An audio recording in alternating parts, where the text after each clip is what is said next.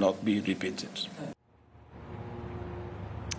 That is Antonio Guterres, the UN Secretary General. Well, let's speak to Yonah Bob, who's senior military correspondent for the Jerusalem Post, author of Target Tehran. Thank you for joining us. You have been embedded with IDF forces actually across the border from where you are into the south of Lebanon.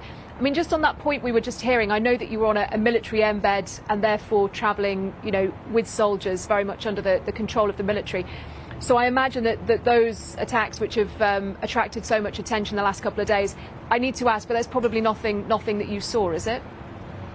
Right, that's correct. The Israeli military was taking us to a village in southern Lebanon. I can't reveal where, to endanger their operational security. They were showing us that, if you went into a kitchen, you could see advanced anti-tank missiles. In the living room, you could see grenades and mortars, an anti-aircraft gun, hidden in a shed next to the house.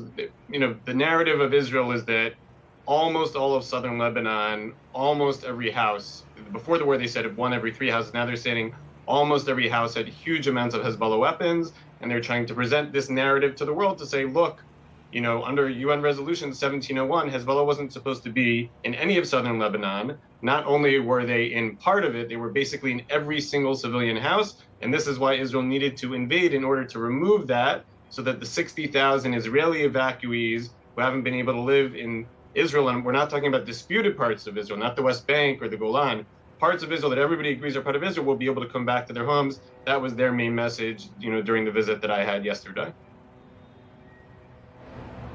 Is there any suggestion from the IDF about how this operation in southern Lebanon might continue? Because they described it originally as localized and limited and targeted. And as you say, the point was to re-establish that buffer zone under Resolution 1701, which did have members of Hezbollah and weapons in and shouldn't have done.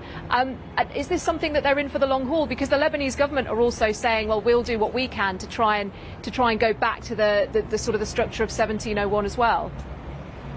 Fascinating question. On one hand, my impression was the reason that they brought myself and a small group of military reporters in yesterday was because they might not be able to do it in a few weeks because they might withdraw. Right? When I first met with some senior people the first day of the invasion, they said 2 to 3 weeks. We're about 11 days in, so this invasion might all be over in a matter of weeks. That doesn't mean the conflict between Israel and Hezbollah would be over, but the invasion might be over.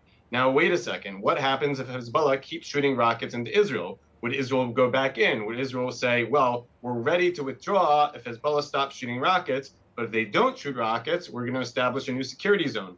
Nobody has said that out loud, but I have to imagine that if Hezbollah keeps shooting rockets, top Israeli decision makers will start considering that, and then you will see a major conflict between the United States and Israel, because the United States would not tolerate Israel establishing a new security zone long-term in Lebanon the way it had between 1982 and 2000.